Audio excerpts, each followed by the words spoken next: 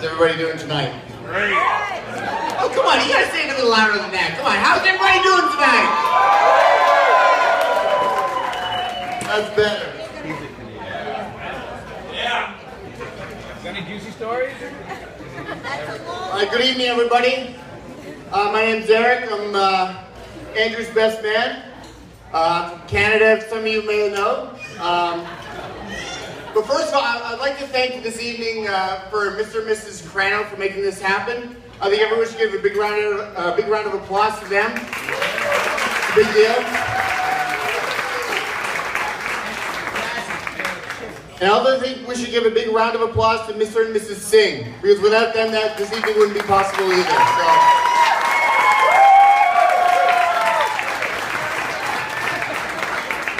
I'd also like to thank the bridesmaids for doing such a great job and looking very good tonight.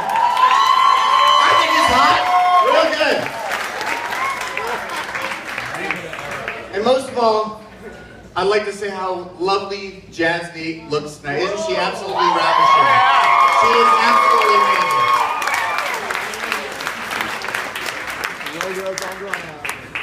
amazing. Now, like I said, I'm Andrew's best man from Canada.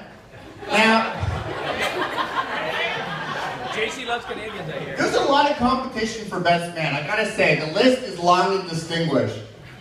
We have famous musicians from Austin, Texas area here tonight. I just want you to give a big round of applause for them.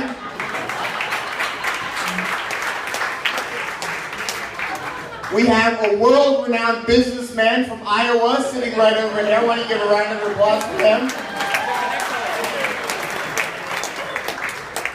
And I want to give a big shout out to Andrew's brother, Jim, for running the finest bar in New York City in Manhattan. The Skinny Bar. You gotta go check it out. Happy hour's great.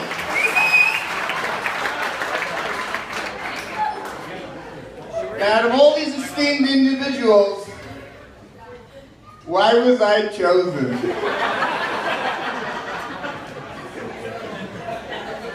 I'll tell you why. My friendship with Andrew goes all the way back to the 20th century. That's right. Over the years, Andrew and I have forged an unshakable bond that has outlasted 3 presidents,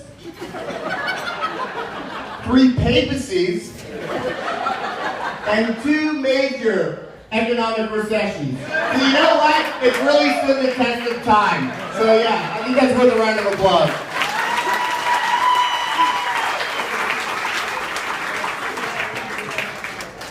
When I first met Andrew, the year was 1999. It was a turbulent period of time in the US and in Canada. Bill Clinton was on trial that year, if most of you remember. Who knows what? Nobody knows. Y2K was about to explode. And Canadians were in a state of mourning. Because Wayne Gretzky was retiring from that game nobody in America seems to care about yet. And that's ice hockey. Now, for those of you who don't know, the Cranos moved to Canada for a short period of time. He lived in Oakville, Ontario. Now, I gotta say, Oakville is not exactly the easiest place in the world to live.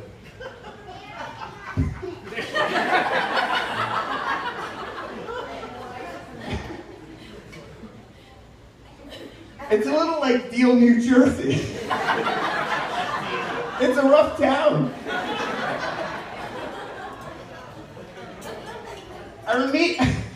I remember first meeting Andrew in grade 8. And as he always likes to say, in America it's the 8th grade. In our oversized class of 13 kids, seating was always at a premium in the OCS class. Arriving late as usual on the first day, there's only 2 places left to sit. I could either sit next to the class nerd, who was actually one of Andrew's best friends, Paul Cho, or I could sit with the new kid in town. I decided to sit with a new kid in town. And that decision would ultimately have many consequences.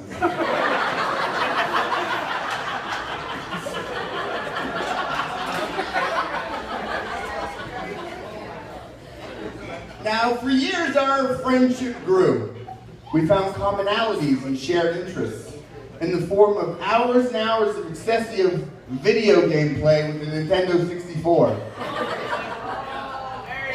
And we always like to go to the Monastery Bakery, which is the finest Italian bakery in Canada. And if you've ever been there, they got everything. They got meats, cheeses, provolone, sausages, everything you could possibly want. They had it.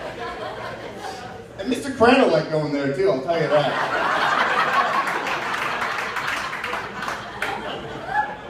Now, growing up, there was no greater delight than heading over to the Crandalls and spending the afternoon there after church.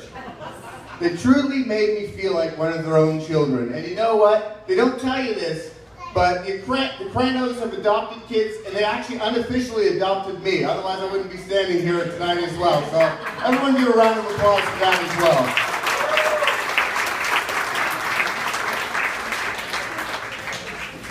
Oh, wait, I think I needed that one. Now, Andrew and I played a lot of video games growing up, like any kid growing up in the 90s or whatever, and one of our favorite games we would play is Turok Raging Wars. It's a really crap game now, but at the time it was amazing. And what it did, it consisted of basically shooting your enemies with different guns or inflating your enemies to the point where you couldn't miss anymore. And then you could kill them. But after playing all day, there was always a time when the good times ended. And Mr. Crandall's footsteps would come down the hallway. And he'd always open up the door right away, and the light would shine in, because there was no light in this room, there was no air conditioning, there was no nothing. It was just a hot, stinking room. And he'd open up the door, we'd turn our heads, our pupils would start dilating, and he would look at us, he's like, "What the hell are you guys doing all day? I didn't raise a bunch of bats to live in my house."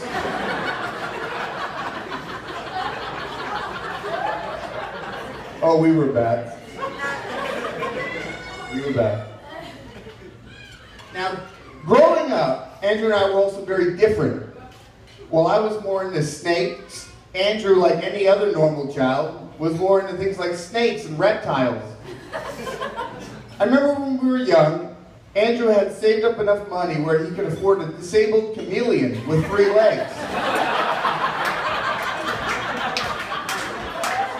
Now, while Mr. C and I were always the voice of reason in Andrew's life, we tried to talk him out of it, out of buying the wounded gecko.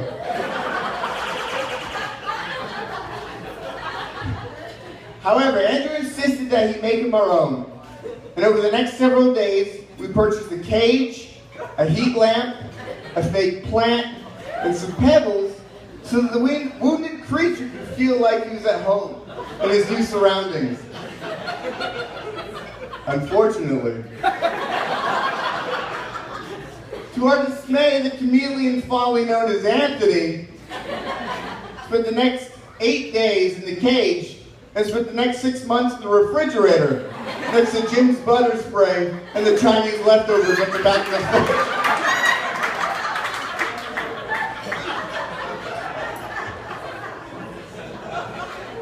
Now enough about it, Andrew. We go on all night with this crap. Let's talk about the love of his life. His wolf dog named Margot. I wouldn't do it past to steal all my thunder, that's for sure.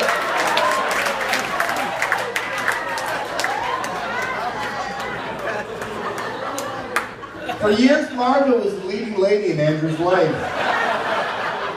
They laughed together. They played together. They even went on trips across the country from Jersey to Texas. The two were completely inseparable. And for the longest time, it seemed the two were meant to be. However,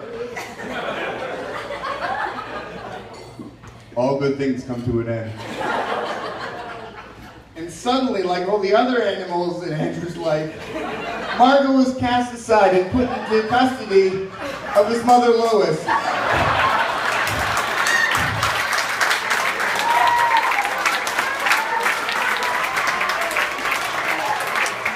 I always felt the University of Texas should take his degree and give it to his mother, because God bless that woman. She has cared for more animals successfully than Andrew ever has.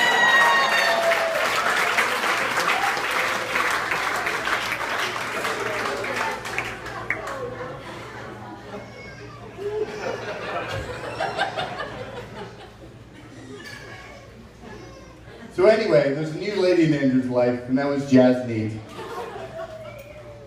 They say behind every great man is an even greater woman. And this is certainly the case with Andrew. Jasneet, you have brought an unbridled happiness to this poor boy that no other woman or beast could ever provide.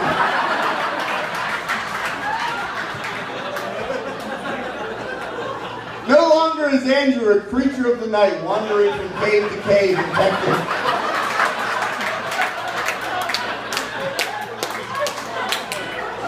Today his hair is cut. His beard is trimmed. And there's a little twinkle in his eye. Jasneet, you have turned and transformed him into the man we always thought he would be. And for that, we are all grateful.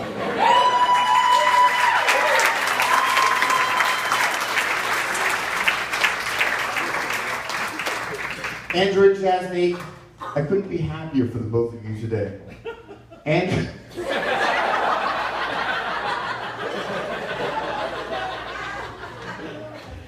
Andrew, today you are all grown up, marrying a smart and beautiful and loving, caring woman who is warm and compassionate and deserves a good husband. So thank God you married her before somebody else did.